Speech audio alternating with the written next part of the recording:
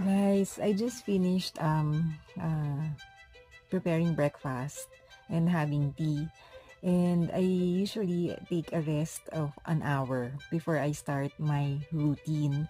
Now, if you're the type like resting, isn't it? And I have, for those who are fasting, you don't eat in the morning, or you do intermittent, or you have your own time for intermittent or fasting.